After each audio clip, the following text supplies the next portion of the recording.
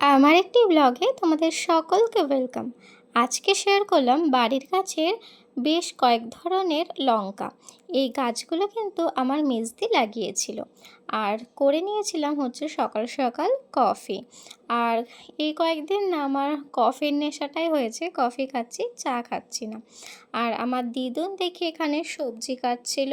আজকে আমাদের বাড়িতে হয়েছিল শুক্তো, বেগুন ভাজা, তারপরে তেলাপিয়া মাছ। আর আমি আজকে চলে গেছিলাম ডাক্তার দেখাতে। ডাক্তার আসতে লেট করছে বলে মানে আমি একটার পর একটা খাবার খেয়ে যাচ্ছি। প্রথমে তো মিয়ামরে ঢুকলাম, ঢুকে তো খাবারগুলো খেয়ে নিলাম, মানে ভেজ প্যাটিস খেয়েছিলাম, আরেকটা খাবারের নাম জানি না। তারপরে খেয়ে নিয়েছিলাম একটা পেস্ট্রি, এতেও আমার শান্তি হয়নি। তারপরে খেয়ে নিয়েছিলাম ডিম টোস্ট। তারপরে আবার খেয়েছিলাম একটা ম্যাঙ্গো আইসক্রিম, আবার একটা ভ্যানিলা আইসক্রিম খেয়েছিলাম কোয়ালিটি ওয়ালসের। এরপর তো ডাক্তার দেখে আসলাম, ওয়েটটা একটু চেক করে নিয়েছিলাম। আর বাড়ি এসে কিন্তু ঘরগুলো একটু গুছিয়ে নিচ্ছিলাম, কারণ আমার এই বই খাতার এই টেবিলটা কিন্তু ভীষণই অগোছালো ছিল, দেখতে ভালো লাগছিল না। তো আমি এগুলো গুছিয়ে নিলাম। আর এখানে আমার বান্ধবীদের সাথে আমার অনেক ছবি আছে, সেগুলোই সুন্দর করে সাজিয়ে রেখেছিলাম। সন্ধেবেলায় খেয়েছিলাম কফি, কুরকুরে, গজা, আবার ছোলা মাখা।